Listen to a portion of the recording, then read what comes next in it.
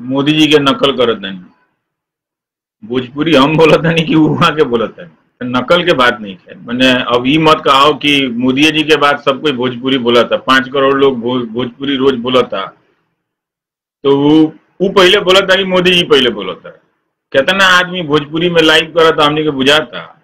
आए बीच अनुभव सिन्हा और मनोज बाजपेयी के गनवो आ गई बा भोजपुरी में, निमन गाना बा, डॉक्टर सागर लिखले बड़े गाना। तो मुंबई में बम्बई में का बा उ गाना जोन बा खूब चलल है, लोग देखा था लोग। जरूरी बा कि भोजपुरी में जोन है खराब तरह का जोन गाना बाड़ा सन, ओकरा जगह पे लोग तनी निमन गाना बनाओ, सुनल जाओ, ताकि भाषा भाषा तो देखी जबले में अच्छा साहित्यकार ना होखे, जबले अच्छा में गीतकार ना होखे, जबले शालीनता ना होखे, तो अब कैसे वो काम चली। और जन यूट्यूब में जाके देखिए वो भोजपुरी के गाना सब बाप रे बाप, इतना आवाज बवाट अलाए बलाए, ऐसा लगल देखते हुए तो बंद कर दल जाओ है नु। बक्सी यहाँ कमरा में तले बंद कर दिलो, गैला पर लाउड स्पीकर में खेत में ले आके सुनो तरसन। तो ऐसा गाना बनाला का जरूरत बा कि खेत में जाके वो अलाए बलाए लोग सुनता है, ठीक बात नहीं है। कहीं गाना ढंग के होके चाहिए। हर चीज में मैं गाली गलौज और पोस्टर इतना खराब बा कि देखे देखे के मियाज ना करे एकदम। तो उमे बात ये बाकी देखिए, हम तनी कोरोना पर हुआ से बात करे के चाहते हैं। एक देश बा, एगो गुजरात बा। वहाँ के मुख्यमंत्री कहते नहीं कि नवरात्रि ना हुई, क्योंकि वहाँ लोग बहुत सुंदर तरीके से मनावेला, खूब जश्न के साथ। गुजरात में जो नवरात्रि मने वो कहीं ना मनेला। लेकिन एक चीज देखा था कि अगर नवरात्रि मनावे खातिर लोग आई तो कोरोना फैली। उनमें मास्क लगा के गावल जाला, एक दूसरे के नजदीक पीछे पीछे चले जाला, डांडिया होला, तो फैली। अब फैली तो फिर बहुत सारा चीज होके लगी। अब बिहार में चुनाव होता, चुनाव से पहले नेता लोग अपना बात व्यवहार से, जेकरा जिम्मेदारी बा सरकार चलावे के, वो कोई भरोसेमंद तैयारी नहीं के कैले। हमरा बात पे भरोसा नहीं किया तो चल जाए गांव के जौन पीएचसी बाड़ा सन, प्राइमरी हेल्थ सेंटर, आज जिला के अस्पताल में चल जाए, जाके अपना आंखें से देख ली बा कोनो इंतजाम, जाके देखी कि लोग के का हाल बा कि नहीं के हाल बा। तो जौन होता वो में बड़ा मनमाना चल रहा बा। अब रउआ लोग इनके ये बात तो ना मालूम हुई कि तालाबंदी पूछ के केकरा से पूछ के कही गई है, के कहलक कि तालाबंदी ही करे के चाहिए। लेकिन एक बार भड़बड़ा के टीवी पे आके ऐलान हो गई कि तालाबंदी होता, तालाबंदी होता। 2 महीना खातिर पूरा देश डूब गई घर में।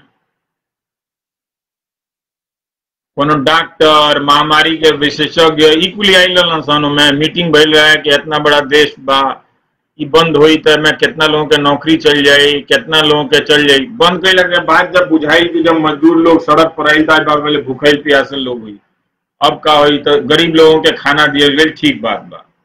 लेकिन ये बात बताई कि राउर महीना के कमाई, साल भर के कमाई खत्म कर दहल जाओ, खाली अनाज से काम चल जाये। मिलता वो अगर ना मिलल रही तो बहुत बड़ा संकट हो जाए, लोग भूखे मर जाए। दिलक सरकार की चली लोगन के अकाउंट में 500 रुपया दे दिल, पहुंच गई, क्योंकि ना मिलल हो। अब देखे के बा कि सबके मिलल कि ना मिलल, लेकिन मिलल बा। ऐसा बात नहीं है कि नहीं के मिलल। अनाज खूब सुनतानी कि गांव गांव में लोग के भरल बा, लेकिन वो अनजवा से हुई का, जकर नौकरी चल गई, जकर काम बंद हो गई। खाली वो अनाज से तो काम ना चली, महीना भर के अनाज से, दाल आ चाउर से तो काम ना चली। उमें सरसों में तरकारी, उमें हल्दी लागी नु जी। आतनी थोड़ा अलग अलग खाओ के मन करेला तो ओकर कमाई कहाँ से आई। 500 रुपया रुआ दे देनी, मानतनी के रुआ दे देनी, पहुंचल भी तो बताई कि वो 500 रुपया उड़ा गई कि बात धैले बनी, अभी कोशिला करके धैले बनी, 500 से 2500 रुपया हो गई बा। बताई तो नेता लोग एगो सिस्टम बनौले बा, होके के चाहिए। उमें हमू चाहे ये बात के समर्थक कहीं कि भाई आप रहुआ नौकरी नहीं दे तो बेरोजगारी भत्ता दी, सबके एक सामान्य आय दी। अब कोई उपाय नहीं है, क्योंकि ये लोग ना तो प्राइवेट सेक्टर में नौकरी पैदा करता, आना सरकारी सेक्टर में नौकरी पैदा करता। गोल गोल बात घुमावता है। वो नीतीश जी को बात कहनी है कि सरकार सब केहू के नौकरी ना दी, ये बात ठीक बा, लेकिन सरकार जो नौकरी देता वो तो तनी टाइम पे पूरा होके के चाहिए कि ना होके के चाहिए। बजाय कहनी है जब रहुआ वैकेंसी निकलनी है तो टाइम पे पूरा होके के चाहिए कि ना होके के चाहिए। तो में चोरी चलो, अब पर्चा लीक हो जाए, बबुआ लोग दिन भर बउआ फिरत लोग यहाँ से लेके हुआ तक पर्चा कीने में, लोग के जीवन बर्बाद हो गई। तो ओकर जवाबदेही के ली कि एगो इम्तहान यहाँ के करावता नहीं, 5 साल में भी रिजल्ट नहीं के निकलत, ई बात अलग भइल। ई बात अलग भइल कि सरकार सबके नौकरी नहीं दे सकत। जनतो बुझता, जनता के नहीं क्या बुझात कि सरकार के यहाँ सबके के नौकरी नहीं के, लेकिन सरकार केहू के नौकरी न दी। मास्टर के जरूरत बा कि ना बा? जितना स्कूल बा उमें मास्टर चाहिए नू, उमें काबिल मास्टर चाहिए, उमें कोनो ऐसा व्यवस्था हो जैसे ढंग से लोग होकर परीक्षा लेके पढ़ावे वाला रहुआ लोग इनके बच्चा लोगों के भविष्य बनाओ। वो मास्टर के नौकरी के तरह हुई, प्रोफेसर के नौकरी के तरह हुई। मोतिहारी में, बेतिया में, दरभंगा में जाके झांकना ही कॉलेज में होता का पढ़ाई होता, खाली लोग क्वेश्चन पेपर आउट होता, क्वेश्चन बैंक पढ़ के पास होता बबुआ लोग। आज जब कंपटीशन में जाता लोग तो दांत चियार देता लोग, क्या दादा 3 साल कॉलेज गए लेकिन पढ़ाई ना भइलो, में ओकर गलती नहीं है। तो वो कॉलेज में, स्कूल में, अस्पताल में जौन काम बा सरकार के चला लोग चाहिए कि ना चाहिए, पुलिस में लोग चाहिए कि ना चाहिए, तो ओकर कितना नौकरी निकालता नहीं रहुआ, जरूरत के हिसाब से निकालता नहीं कि ना। इन सवाल बा कि खाली भाषण चली नैतिक शिक्षा कि सरकार केहू के नौकरी ना दी। कि कौन तरह के बात होता? नौकरी ना चाहिए रहुआ लोगों के, अनाजे चाहिए, 500 रुपया। तो जब यह सिस्टम बन गई बा वोट ला चुनाव जीतेला, तो दी रहुआ लोग इन 5-5 हजार रुपया दी ताकि वो नौकरियों का विकल्प हो जाओ। बेरोजगार लोगों को दी 5-5 हजार, कहीं नहीं दे आप पैसा। तो ये लोग एगो टारगेट बना ले लगा सबके ऊपर नंबर लेके, बाकी मिडिल क्लास के ओरवा लोग ताकि केहू हुआ तक ना पहुंचे, और सबके अकाउंट में 500-500 रुपया दे दो। सुशील मोदी जी कहता नहीं कि 3-4 हजार रुपया दले बनी, दले हो क्या रहुआ? तो 4 महीना से लॉकडाउन कहनी है, तो पूछनी है कि काहे लॉकडाउन कैले रहनी है। अब तनी बताई ना कि अब लॉकडाउन हटा के चुनाव काहे कराओ, तनी कोनो निमन हो गई बस सब चीज, निमन तो भइल नहीं है। ऐसे होता चुनाव के नेता लोग आई ना, बबुआ लोग पूछी लोग ना कि भाई नौकरी के का भाई, मैंने ये कौन व्यवस्था है कि 10-10 साल 5-5 साल लगातार लोगों के नौकरी या वैकेंसी में पूरा जीवन बर्बाद हो जाता।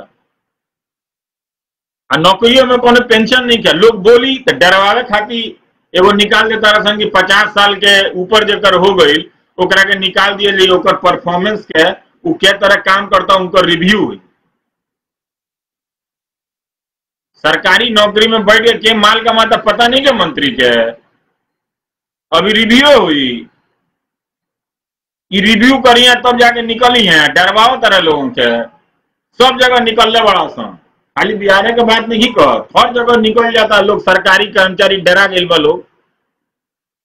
पहले तो रहे लोग हिंदू मुसलमान में बिजी, वही व्हाट्सएप शेयर कर, अब वह व्हाट्सएप में वो लोग मेमो घूमता, मेमोरेंडम कि 50 साल बाद नौकरी चल जाए, रवि जी तनी कुछ करी, तो हम क्या करी?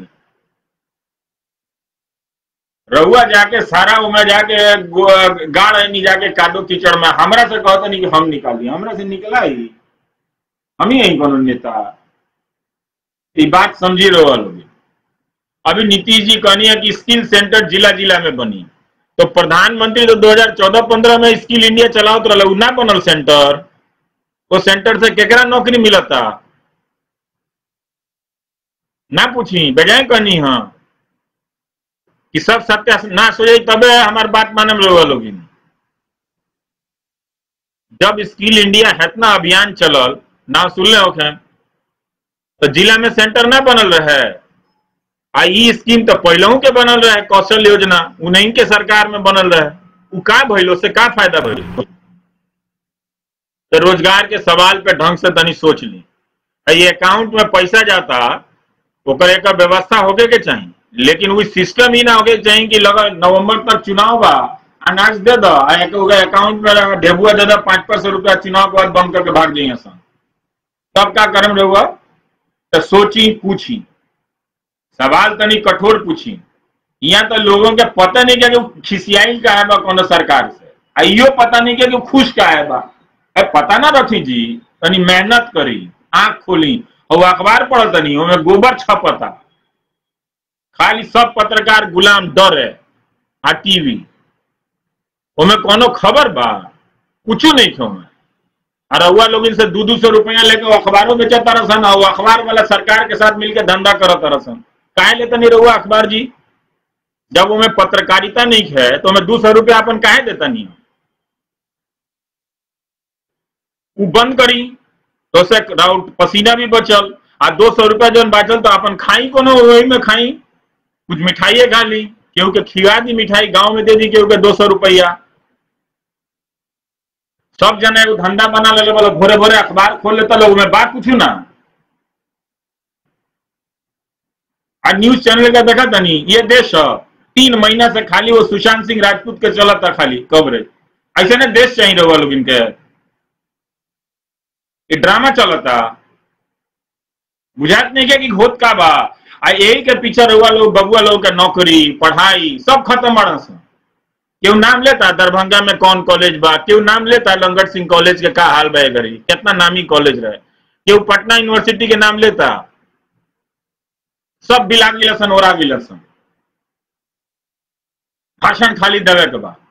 पूछे ना जाके कि जिला अस्पताल में कितना डॉक्टर होके के चाहिए, कितना डॉक्टर बा, वो बीमा देते तरसन एगो बीमा पॉलिसी। भाई बीमा से इलाज होला, डॉक्टर सामने रही कौन तनी आला लगा के देखी कि बीपी बढ़ल बा कि का बढ़ल बा, एक्सरा मशीन कामे नहीं के करता डॉक्टर नहीं के, वो बीमा पॉलिसी से इलाज हो जाई ना हुई। तो ये बात समझी, का मांगे के बाद नेता लोगों से का मिलल का ना मिलल, तनी ढंग से होकर बात करी।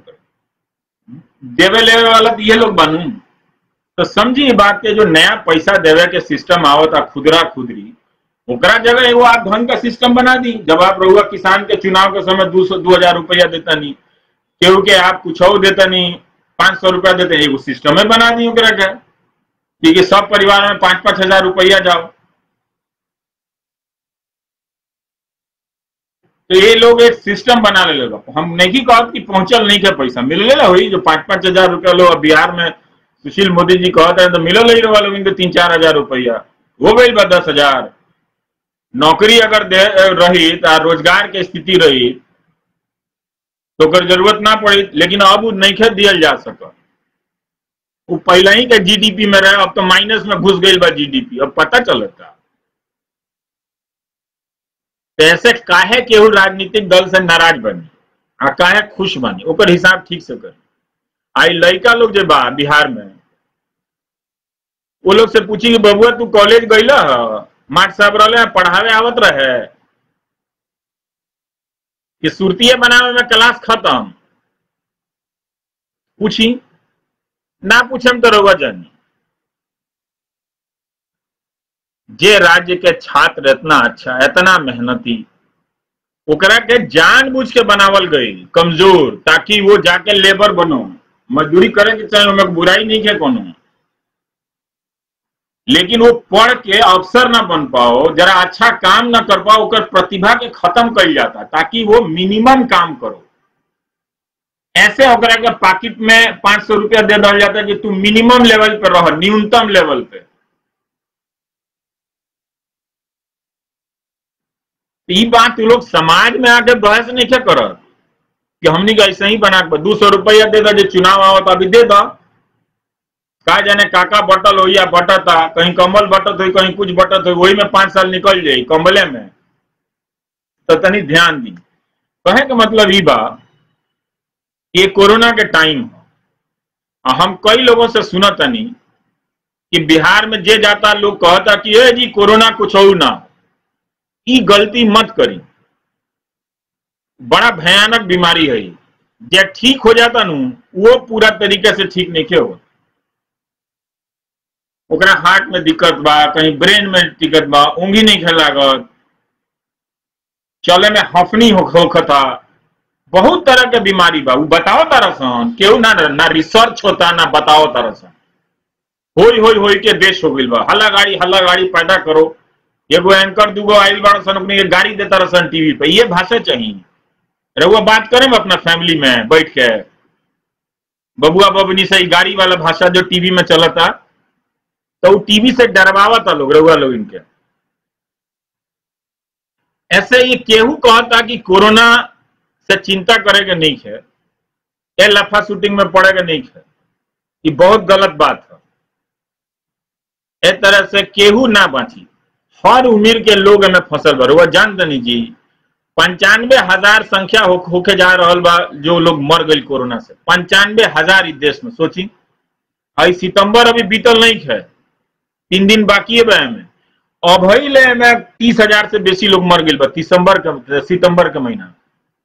तो कोरोना कुछ ना हो, आ कोरोना से कुछ ना होला। जानता नहीं ये रहुआ बात काहे घुसल बा, काहे से कि टीवी अखबार में जो कोरोना से मरत अनु ओकर खबर ना छपेला, एगो खाली संख्या छपेला। तरवा बुझला दूर के बात है, ओकर कहानी नहीं है कि के तरह से परिवार गई अपना मरीज के लेके, ओकर 4 जगह भर्ती करावे में घूमत रह गई, कहीं ऑक्सीजन सिलेंडर ना मिलल, कहीं अस्पताल ना मिलल, मर गई इलाज में, ओकर परिवार बर्बाद हो गई। ये केहू भी नहीं के बताओ। लेकिन हम ये सुनते नहीं ना जी, बिहार जाएंगे तो लोग कहता है कोरोना वोरोना कुछ हो नहीं है। जाने धोला कोरोना जो अपन है तब पता चली 10 लाख लोग दुनिया में मर गई कोरोना से। सोची 10 लाख लोग, तो वो कहें कि कोरोना कुछ नहीं है, ये कहें जी मत करी बात विचार ध्यान से सुने के चाहिए। केहू के देखो तनी चुनाव में फोटो देखो तनी 2 आदमी कान में बात कर, कान में कौन सी बात करते रहो, वो तो इसने कोरोना फैल गई कनवे में बात करने से। बार कितना बार एक बात 3 गो बात कहे के बाद कि रहुआ लोग इनके मास्क टाइट लगावे के बाद, 6 से 8 फीट दूर रहे के बाद, हाथ तनी धोवत रहे के बाद, ये 3 बात अभी ना घुसल।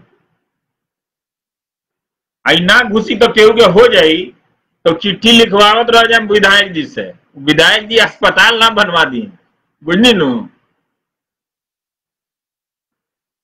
30,000 लोग मरल बा सितंबर में भारत के, बताओ तनी हम 30,000 लोग, हर दिन 1,000 से लेके 1100 लोग ये महीना में मुअल बा। बताई आई के हजे कहता कि कोरोना से कुछ ना होला।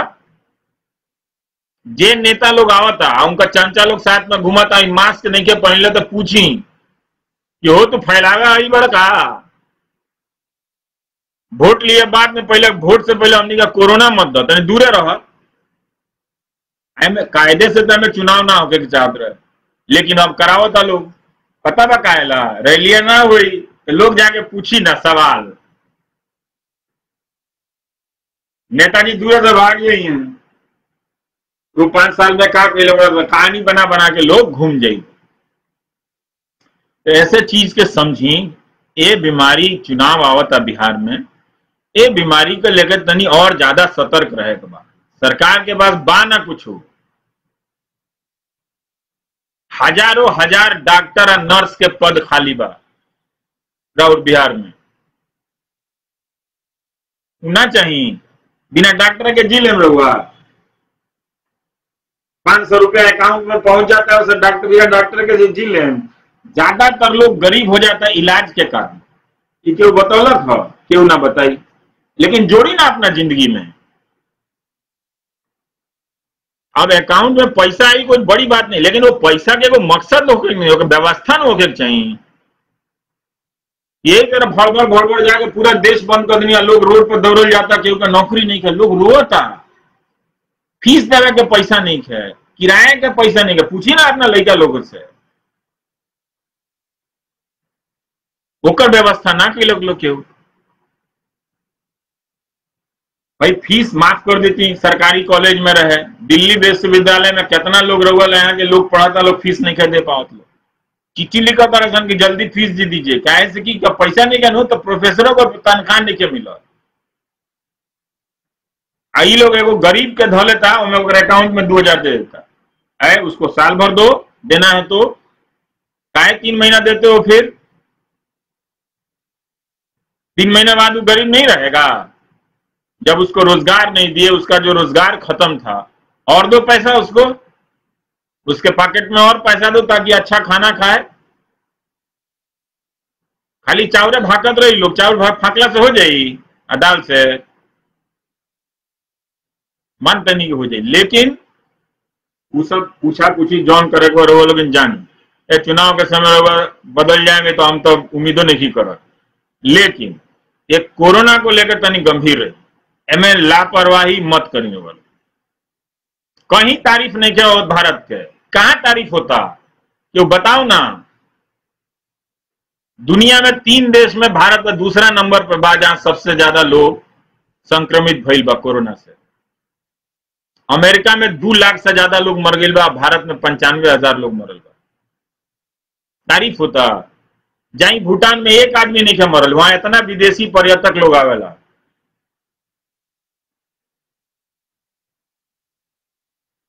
नेपाल में जाके देखिए, नेपालों का बताओ तुम कितना बार लिखले बनी सारा डायरी में। हमार सिस्टम ना लफा सीटिंग वाला, यही से नेता लोग दांत चियार देते लोग भागल चला था गरियावा रविश के। गरियावा लोग हमरा के गरियावाला से क्या मिली, बबुआ से ने पूछी मिलल नौकरी ना मिली। अब गई टाइम गरियावे दी, बबुआ लोग गरियावता लोग हमरा के व्हाट्सएप बना बना के गरियावे दी, हमरा उससे कोनो फर्क ना पड़ेला। बताई 95,000 लोग मर गए कोरोना से, मार्च से लेकर अब तक। अखबार तो तारीफ होता है। अगर हमनी के छपले रहती सन, मीडिया देखौले रही फोटो कहानी, वो परिवार पे का बीतल बा। एगो वायरल इन्फेक्शन भइल, तालाबंदी कर नहीं रहुआ, 5-6 लाख लोग विदेश से आयल रहे है। 1 अरब के आबादी के देश के, उससे बेसी के आबादी के देश के ताला बंद कर देंगे तो 6 लाख लोग आयल रहे विदेश से, पीछे पीछे डॉक्टर लगा देती, वो जाके चेक करी। इतना नौकरी के नुकसान तबो फैली, लेकिन इतना ना तेजी से फैल रही कि सब कोई रोजगार खत्म हो गई, सब कोई के नौकरी खत्म हो गई, केहू के स्कूल के मास्टर लोग के, प्राइवेट लोग के सैलरी नहीं के मिला। ना पूछाई कि ना पूछाई, ना तो बुझाई अपना अपना जीवन में। हमारे काम में कहल हम कह देता नहीं, बाकी रोगा लोग नहीं मत कहीं। हमरा के अलग से मत मैसेज करी कि हमारे नौकरिया के कहने का उठावत हो, हमको नेता है वोट मांग ले रोगा लोग से। वोट तोड़ हमारा ना चाहिए, बात जन करनी पर विचार करी। ठीक है, सरकार सबको नौकरी नहीं दे सकती है, लेकिन जो नौकरी दे सकती है वो तो दे। उसमें 4 साल काहे लगता है। चुनाव आएगा 2019 का तो बहुत हंगामा के रेलवे में वैकेंसी है, आज लोग वैकेंसी का अपॉइंटमेंट पूरा नहीं कैल। बताई तो जब रहुआ वैकेंसी निकाल देनी वो तो पूरा करी, वो में 2 साल जकर भाई बा रेलवे में जाके पूछी ना कितना परेशान बड़ा सन, मत पूछी हमरा से। तो देखी नेपाल में अभी तक 467 लोग मरल बा, मैंने 500 से कम संख्या बा। श्रीलंका में 13 लोग मरल बा। अब पाकिस्तान में 6,451 लोग मरल बा। अपन भारत में 94,000 से बेसी लोग मरल बा। केकर तारीफ हुई बताई। कोई जरूरत ना रहे तो एक बार देश बंद कैला। लोगों के 3 चीज बतावे के रहे, जब चुनाव हो जाता तो वो घड़ी काहे बंद भइल रहे, ए बार कोनो कंट्रोल हो गई बा ना। बात बुझाई का कहनी हम कि सब उड़ा जाए तबे हमारी बात बुझाई। कितना लोग मर गई बताई, 400 के करीब डॉक्टर लोग मुअल बा। और डॉक्टर लोग का डेटा नहीं क्या सरकार को बताए। जब डॉक्टर के पूछनियार नहीं किया, तो रहुआ लोग इनके क्यों पूछी, वो पूछी ना वो डॉक्टर लोग के परिवार से कि कोरोना से वो लोग जान गई बा तो अब का कोरोना कुछ हो ना हो, पूछी कोनो डॉक्टर के जानत होगी तो कितना वो लोग दुख में बाल हो गए बरा। जवान जवान डॉक्टर लोग मर गए। 400 बहुत होला जी। ये देश में एक एक डॉक्टर कीमती बालो। पूछी जाके डॉक्टर के परिवार से कि कोरोना कुछ हो ना हो। मना कैले रहनी अब अप्रैल में ए सुरती खाई ला खियाई बंद करी, तनी दूर बैठी, ताश खेलल बंद करी, एक साथ मास्क उतार के चाय के दुकान पे चाय पियो, तनी दूर दूर पे नहीं, अलग अलग मुंह करके चाय पी। पता चल सब कोई फैला होता, जब फैल जाई तो का हुई। महाराष्ट्र में देखी कितना लोग मर गए, 30,000 से ज्यादा लोग महाराष्ट्र में मर गए। अभी रोगा कहम कि कोरोना कुछ हो ना, हाँ ये काम कभी मत करें, बहुत गलत बात भाई, बहुत खतरनाक हो गई। कोनो कश्मीरों से लोग सुनता का आई दादा क्यों जना लिखले बड़ा कश्मीर से आई लव यू टाइप से, गॉड ब्लेस यू। आई कह स्टे अवे फ्रॉम पॉलिटिक्स है भाई, नेता लोग से कैसे दूर हो जाओगे तुम, गजब करते हो। बात उठा दिए तो राजनीति से दूर करने का बात करते हो, गजब बात है। जब मेरा बात का कोई जवाब ना हुआ तो कहोगे कि गीत गाएं, काहे गाएंगे गीत, पूछेंगे ना। सुपौल से क्यों आ गए मैसेज कैले हैं। ऐसे चुनाव के समय आ केहू ही गांव में कहता कि कोरोना कुछ ना हो, ओकरा के समझाई ए भाई गलती मत कर। 400 डॉक्टर लोग मुअल बा, कितना मेहनत का पढ़ाई है डॉक्टरी के, वो जानते नहीं। 10-15 साल तो पढ़ाई में लग जाला किताब। ऐसे लापरवाह मत हुई, मास्क लगाई, तनी दूरी रखी, हाथ साफ रखी। न तो अगर गांव देहात में फैलल तो क्यों ना बचाई। शहर में ही लोगों का नहीं मिला था अस्पताल, ऑक्सीजन सिलेंडर, कहीं कमी हो जाता कहीं नहीं। इतना दिन में यो इंतजाम पक्का नहीं थे भाई। भारत के तारीफ होता, कौन बात का तारीफ होता जी। राउर पड़ोसी देश का देख ली, बांग्लादेश का हम लोग बताओ तो नहीं, 5,129 लोग मरल गए बराबर।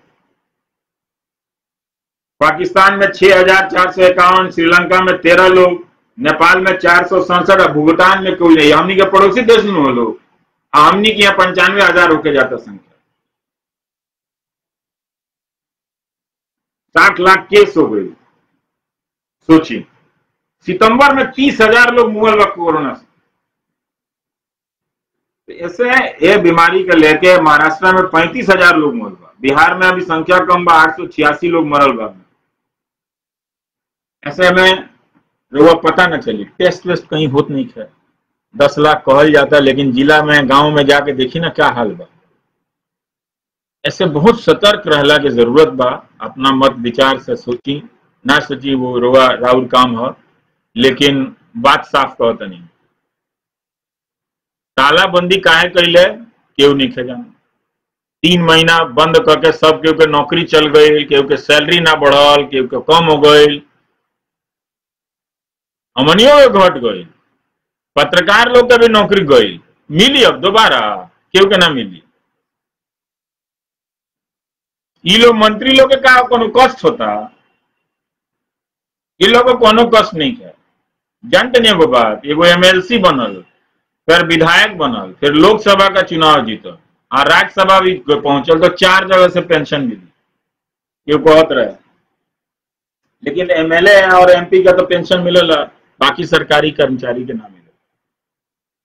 इतना लड़का लोग ट्विटर पर आंदोलन चलौलक, का भाई कुछ रिजल्ट ना। 6-6 महीना में योगी जी कहले देखल जी, बिहार में बड़ा आराम से कहले नहीं जी, जाई ना जो ना कौशल केंद्र खुलल बा, जाके देखत का नहीं खी अपना जिला में, देखी ना जाके बताई तनी अपने कॉलेजवा का हाल बताई। 4 साल से ये कॉलेज के लेके हाल में कस्बा में लड़का लोग पढ़ी ना, सब कोई दिल्ली आ जाई। अब कहाँ दिल्ली ठेकाए के वो केहू के ना, दिल्ली भेटा ही ना केहू के, खत्म कहानी। और टीवी पे यही से सुशांत देखाओ तरह सन। अब उनको बात नहीं के, तो कहानी कहीं चल गई, एंकर गरियावे में लगल बड़ा सन। वो भाषा है, भाषा लोग अपना घर में सिखाए लड़का फिका के बोली, वो तरह से रउआ सामने लड़का बोले लगे, अच्छा लगी बजाय कौन नानू। तो समझी कि सामाजिक वातावरण जन बा लोकतंत्र के वो खत्म हो गई। गुंडई चलता, केहू के पकड़ के फंसा के जेल में भेज दे। वो जांच एजेंसिया बैठल बड़ा सन, तरह तरह का नाम लगा के वो खाली 10-10 घंटा बुलाओ तरह सन, 5 महीना 6 महीना खातिर जेल में डाल दो। ये तो होता। तो देखी, ऐसे सतर्क रहे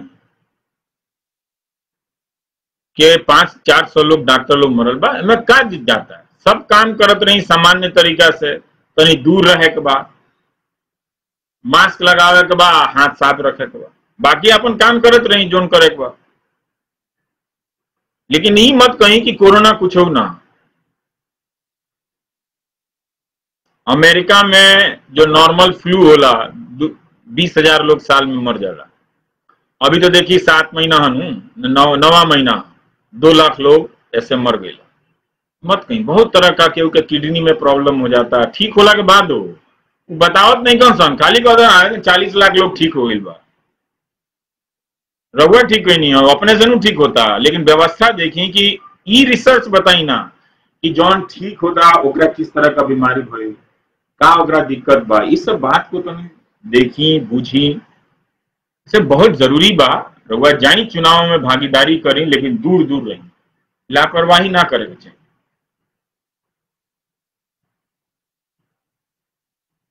ना तो कह दे प्रधानमंत्री जाके टेलीविजन पे कह दे कोरोना वोरोना कुछ हो ना, का नहीं खन कह, एको बार नहीं खन कह रही बात। ऐसे रहुआ जानी आ समझी, ना समझन तो ठीक बा। हमनियों के कौन भाई दिन भर पड़त रहे, एकरा के उठा के जेल में बंद करो, ओकरा में बंद कर दो भाई, जाओ ना, कितना दिन डरा डरा कर रहेगा, जेल में ले चलो, फिर रख दो। केहू ई नहीं खे कहत जौन बात कहनी हो गलत कहनी है का, केहू नहीं खे कहत। हम कहते नहीं आरा में, हम कहते नहीं बक्सर में, हम कहते नहीं पूर्णिया में, मोतिहारी ले ली, रउआ बेतिया ले ली, नरकटियागंज ले ली, समस्तीपुर ले ली, कहीं ढंग के कॉलेज बांसन होता पढ़ाई, ये गलत कहनी है। ये कब ठीक हुई, कहियो से तो ठीक करे के शुरुआत होगे कि चाहिए ना, तो कहियो ठीक ना हुई। एक रिजल्ट का भई, एक रिजल्ट भई कि मान ली कि सबके तो दिल्ली ना भेज सकेला, तो जानबूझ के ओकरा के यह लायक, इतने लायक बनावे के रखे के बाद कि 5,000 का नौकरी कर सको, है नु। आज कानून बनता कि जब रखी तब मन करे तो हटा दी। चल रहा बा। हम कहनी भाई डॉक्टर हजारों डॉक्टर बिहार में कम बा, बजाय कहनी चेक कर ली जाके जिला अस्पताल में, उसी ने जाके तनी खाली सुरती या तंबाकू और पान खैला से ना हो। जवाबे नहीं क्या हमारी बात के। मुख्यमंत्री जी कह रहे हैं सबको नौकरी नहीं दे सकते, अब भाई ठीक है नहीं दे सकते, जो वैकेंसी हो तो दीजिएगा ना, और वैकेंसी निकाल के 5 साल लीजिएगा। जितना आदमी रिटायर होना है, सरकार का जिम्मेदारी क्या कम हो गया है? काहे कॉन्ट्रैक्ट का नौकरी है, काहे नहीं परमानेंट होना चाहिए, काहे नहीं पेंशन मिलना चाहिए? जब आपको पेंशन मिलता है तो हमको क्यों नहीं मिलेगा? गलत बोले हैं।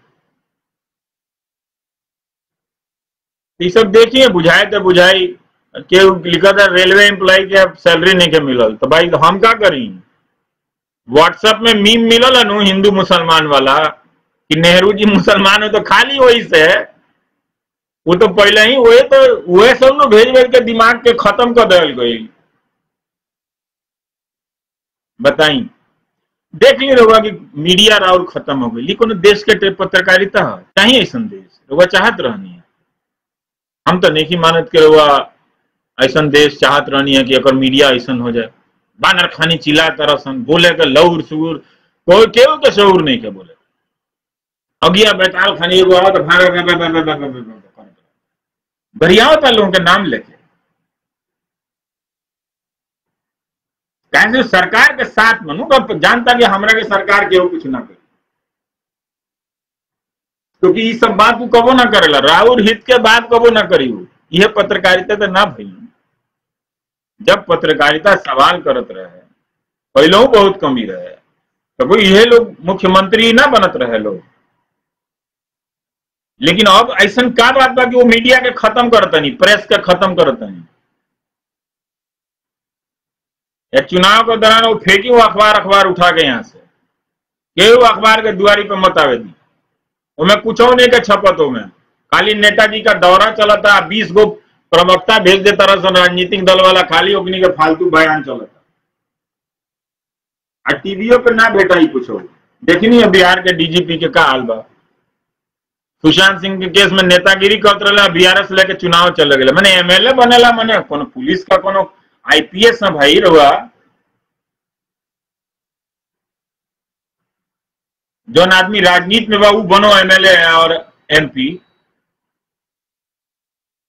लेकिन एक महीना में रहुआ एक जना पूछले हैं कि कष्ट भइल बा उमर खालिद के जेल जेला से। बबुआ ऐसे ही धरा धरा के सबके जेल भेजल जाए नु तो कष्ट होई, बात हमार कष्ट के नहीं है। डॉक्टर कफील खान का कोनो भाषण बेजाए ना रहे, इलाहाबाद हाईकोर्ट 6 महीना रासुका लगा के उनका के जेल में बंद कर, तो कष्ट के बात ना हो। ये रहुआ पढ़ाई पढ़त नहीं, हमरा कहीं नहीं डरवावे, गलत बात ना हो। हाईकोर्ट चीफ जस्टिस कहनी है कि गलत लगल है, इलीगल अवैध, तो रहुआ चाहता नहीं कि कलेक्टर के इतना छूट मिल जाए कि केहू लड़का बबुआ पर रासुका लगा के 6 महीना जेल में बंद कर दे। ऐनी नेतागिरी बतिया हमरा से, बात ना बुझी हम का कहता नहीं। खाली उमरे खालिद के साथ होता, इनके साथ ना हुई। हाल बा भाई, कोनो बात के ले जाई तो उमर खालिद के ले जाई, तो भाई उमर खालिद के साथ गलत तो भइल ही बा, कफील खान के साथ गलत नहीं क्या भइल। कहीं धरना प्रदर्शन करी तो सारा किसान लोग देशद्रोही हो गई। अब तो आई नौकरी खाती जब ट्विटर पर आंदोलन चलावत रहे, ये लोग देशद्रोही हो गई। कमाल के बात बा भाई। तो ऐसे छोड़ दी। दुनिया में प्रेस का नंबर जानते नहीं, भारत में एक आदमी लिख ले कि 142वां नंबर बा। तो हे प्रभु, जनता एगो रउआ से सवाल पूछता नहीं, जौन प्रेस के दुनिया में इज्जत नहीं के वो प्रेस के अखबार खरीद ले रहुआ चवन्नी काहे देता नहीं, बताई ना। हम तो प्रेस के, हम तो एक अखबार ना ली ले घर में, हम कहे देंगे, हम किसी को मदद कर देंगे 200 रुपया।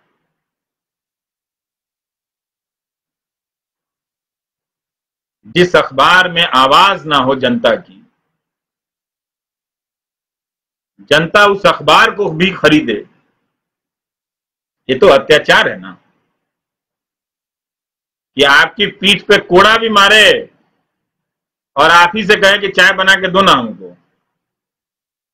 बाप रे बाप, ऐसा गुलामी मत करी, चीज के समझी और जौन करे के बाद तौन करी।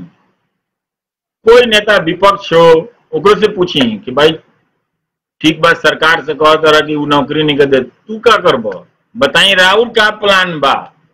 पूछी, मुश्किल मुश्किल सवाल पूछी, तनी पसीना छूटो, चुनाव अनु। विपक्ष खाली चुनाव में आके ये खाली कहला कि नहीं कि हाँ हाँ वो सब वो फेल हो गए।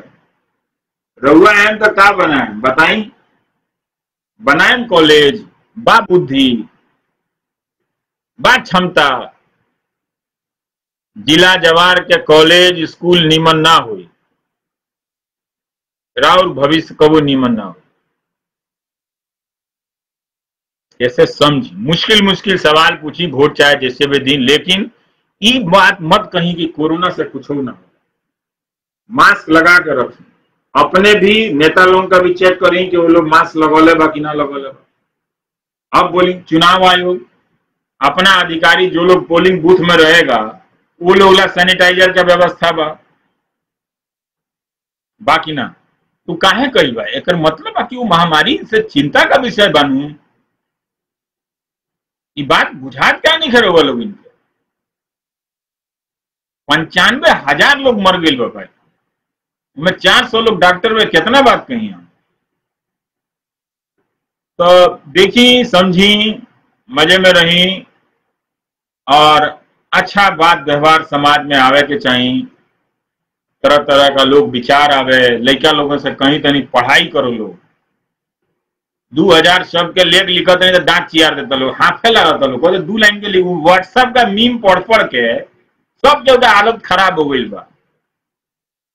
तनी साहित्य पढ़ी, तनी इतिहास की किताब पढ़ी लंबा लंबा, तब न समझी होगा। इतना फुकट में सब चीज ना मिले, बड़ा मेहनत के काम है। चुनाव, लोकतंत्र, ये सब बहुत मेहनत से लागे के रहे। खाली ये पार्टी का हरवा के वो पार्टी के लिए ही नहीं, ऐसे होला, ऐसे बहुत ज्यादा ना होला।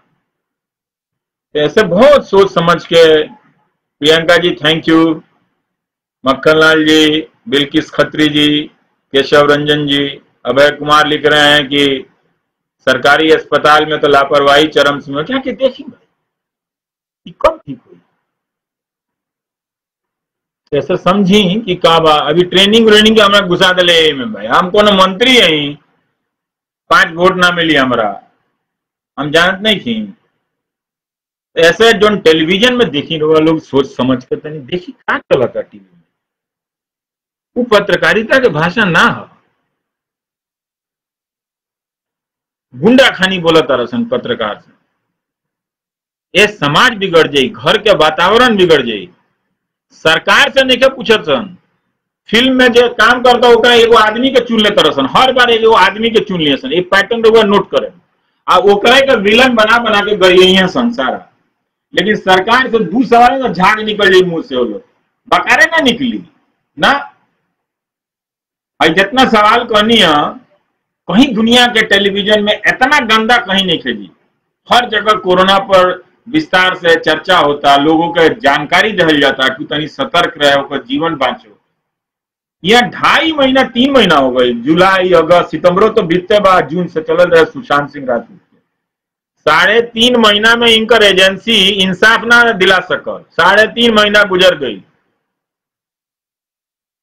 मिल गई इंसाफ, टीवी से इंसाफ मिला था। गांव गांव में लोग कहता है खाली ये सब लोग देखा था। बताई गांव के लोगों के इतना बेवकूफी लोग बंबई दिल्ली वाला समझाता रसन, प्रेस वाला। ऐसे बहुत सतर्कता के साथ रहुआ घर में रहुआ राउर बच्चा लोग कौन सा टेलीविजन देखा था, कहा पढ़ा था अखबार, बहुत ध्यान से,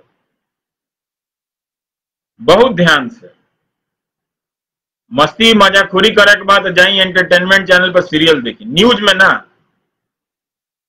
आइए बंद करी, अभी तो इतना भयानक दलाली चली कि पूछी मत। सब डिस्चार्ज कराई टेलीविजन के अखबार के, कुछ ना ही रहुआ, हम कहत नहीं बनी, कुछ तो ना ही रहुआ। बंद करी, चुनाव के बाद फिर चालू करें तो करें। तो दबाव पड़ी कि लोग पत्रकारिता करें तो ये लोग आवारा हो गई लोग साफ। कोनो बात बुझात नहीं कि हाँ वो जनता ऐसा, जनता कब ऐसा हो गई भाई। हम तो केहू के घर में नहीं की देखत कि बाप अपना बेटा से लखेरा खानी बात करता, बेटा बाप से लखेरा खानी बात करता। बर्दाश्त करो क्या हुआ है, जिस तरह वो एंकरवा चिल्लाता रसन। कोई माइक रहुआ मुख्यमंत्री के सामने ना देखें, ना प्रधानमंत्री के साथ। प्रधानमंत्री जी तो प्रेसे कॉन्फ्रेंस नहीं की कोई आज ले, तो क्या बात कही जाओ, तो प्रेस खत्म। तो जौन चीज खत्म हो गई ओकरा ले 200 रुपया कहा देता नहीं। बंद करिए, जेकर उधार वर चुकाई, बात हमार सुनी समझी, करिए अपना मन के।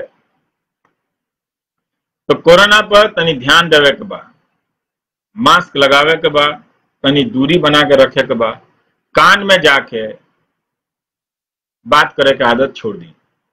रउआ हो जाई ओकरा से या रउआ से ओकरा हो जाई, कोई फायदा नहीं के। हर एज के आदमी मर जाता, हर एज के आदमी के धर लेता। केहू के पता नहीं है कि के बाची आ के ना बाची, एकर कोई पता नहीं। ये लॉटरी सिस्टम, तनी हिम्मत रखी। अब इतना दिन तक आगे आ गई बनी सन, और आगे केहू के अपन हित परित के जान जाओ, ठीक बात नहीं है ना। तो ये सब बात बा, समझी रहुआ लोग। गुरप्रीत जी करें, God bless you, thank you. Atul Ranjan करें, even public representative never talks about us. भाई अंग्रेजी में लिखा जाए, हिंदी भोजपुरी में ओकनी के ना सुनिए सन, जानता रसन कि पब्लिक है व्हाट्सएप में वो हिंदू मुसलमान भेज दो, बस बस चालू। देखते रहे चुनाव में। आप देखिए ना, ये व्हाट्सएप ग्रुप में जोड़ जोड़ के का बात करो लोग, देखी हुई मैं मजा ली। हमारा काम है समय पर बता दे वाला, हालांकि बहुत देर हो गई भाई जी। लोग घर में लोगों के दिखाई है भोजपुरी वाला लाइव, और बात के समझी। सॉरी दोस्तों, ये सिर्फ भोजपुरी में लाइव है, इसलिए हिंदी और अंग्रेजी यहाँ नहीं बात करेंगे। अपने इलाके के लोगों से बतिया रहे हैं, और एक बार समझ में नहीं आ रहा वोट किसे दें। वाह गजब, इसलिए समझ में नहीं आ रहा है कि आप मेहनत नहीं करना चाहते हैं सोचने में। वो तो 5 मिनट का काम है, उंगली दबाने में लग जाता है। ये वाला ना काम कीजिए जो हम बताए हैं। केहू से खुश हैं तो काहे खुश हैं, केहू से नाराज है तो काहे नाराज हैं। वो अपना जो कहा है उसमें आपका क्या भला है, सोचिए तो नहीं, मेहनत कीजिए। आपको यही मेहनत करना है। जनता का काम खाली मतदाता बनना नहीं है, जनता का काम मतदाता से पहले जनता बनना है।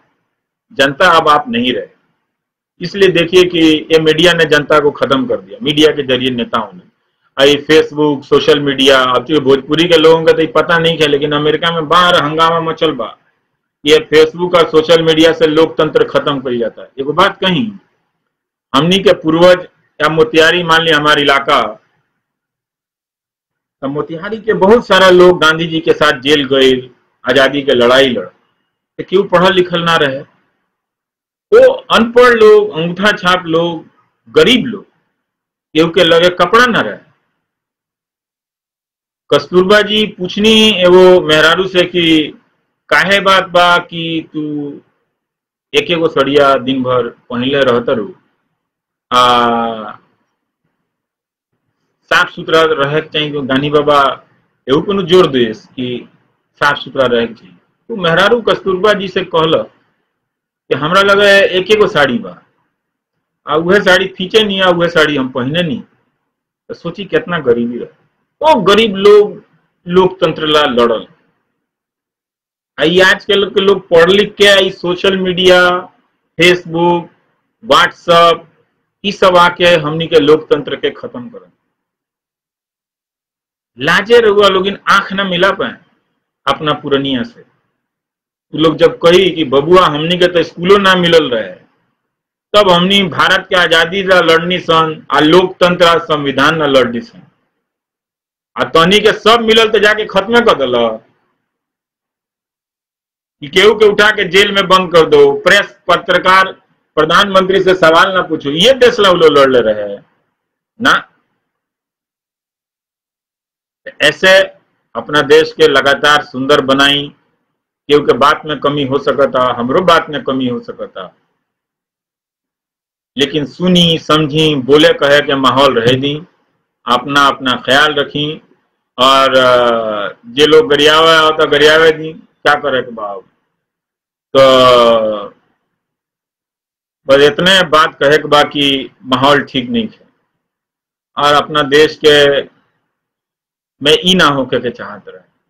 पहले से अच्छा अदालत के सिस्टम होके के चाहत रहे, पहले से अच्छा पुलिस के सिस्टम होके के चाहत रहे, पहले से अच्छा जांच व्यवस्था के सिस्टम होके के चाहत रहे, पहले से अच्छा स्कूल कॉलेज अच्छा होके चाहत रहे ना भाई। तो ये सब चीज जब ना हुई तो लड़ी मुकदमा, क्यों फंसाइए दी, क्यों जाके फंसा दे हमरा के 10 साल में बिलाइए गई नहीं जा। ऐसे रहुआ खुशी मिलत तो कर ली, लेकिन रहुआ का मिली ओकरा। मान ली हम जियाने हो गई नहीं, हमारा जियान भैला से रहुआ कुछ हो, मकान मिली ना मिली। ये बात को तनी से समझ जाए तो बुझा जाए कि हम का कहले रहनी है। कैसे कि अब हमरो जैसन लोग अब ना बाचे ना दिए सन एक